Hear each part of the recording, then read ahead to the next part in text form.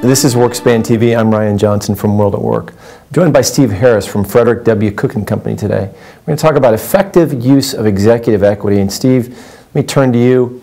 The Frederic W. Cook survey is out. The 250 survey has just come out.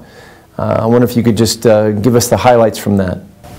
Thanks, Ryan. We've been conducting this survey for a large number of years, and so we can see patterns and trends in it. We're looking at how equity compensation is used, and we're seeing some of the same patterns continue or become a bit deeper. Less use of stock options, although they're certainly still being used.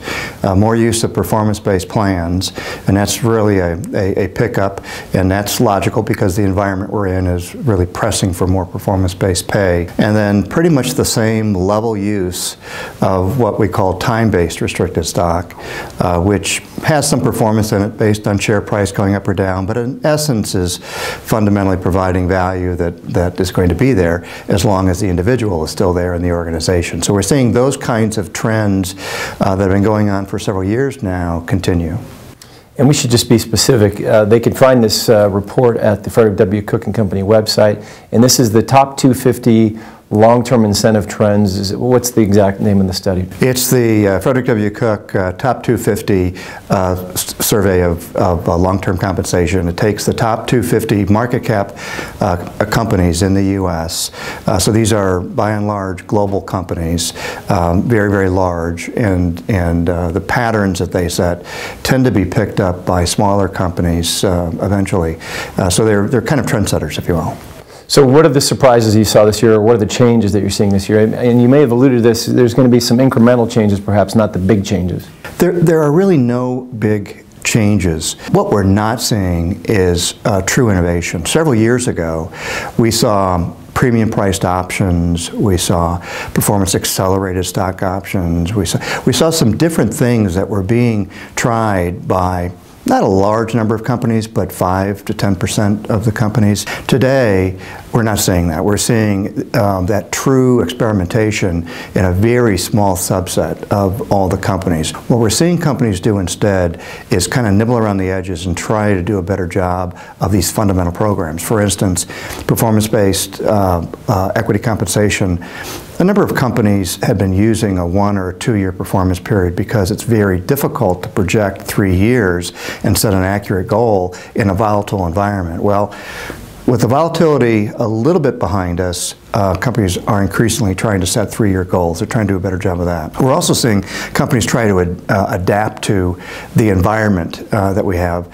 Institutional shareholder services is one of a number of outside parties that have an influence on executive pay.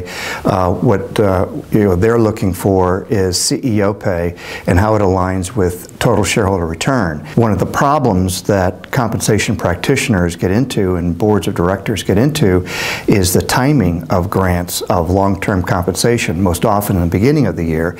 But then when it's reported, you're going to have that year's worth of TSR that may be what you want, maybe not quite what you wanted, and it could paint a picture of performance that's not commensurate with the level of compensation that the committee has determined. And so we're seeing some interest in granting later in the year and having a better handle on how did we do with TSR. So when we go to disclosure, we're going to have better alignment between what we pay and how we performed, at least on TSR. So it sounds like a sort of a slow evolution, and you mentioned a minute ago that the innovation really has disappeared in the last few years.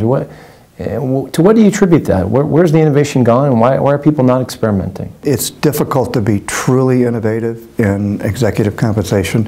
I think that's one aspect of it. There's risk inherent in any innovation, and if a compensation approach does not pan out, if it doesn't create either value for the participants or if it creates too much value, then there's a risk that you might weaken your retention hold on executives, or you might create an optical issue with shareholders and others on the outside. I think that's one. I think the second reason is it's not easy to get the blocking and tackling done right in executive pay. So I think spending time and focusing on doing a better job at the fundamentals is time well spent. Of course, the opposite pendulum swing from innovation is that you get to a place where all companies or most companies are doing almost the same thing. And is that good design as well, or is it not good design when all companies tend to be doing the same thing? Well, first of all, I don't think all companies are necessarily doing the same thing, and I don't think it's a good thing to do the same thing. What we've seen in the UK, with Say on Pay in place now for 10 years, and with the various pressures that limit the types of metrics or measures they can use in performance plans, is a narrowing of the types and approaches of compensation design in the UK. I hope that does not happen here, because I think a true strength of compensation in the US and business in our country is how different companies will stress different things and will drive their business strategies down different paths to be successful. Some succeed, some don't succeed.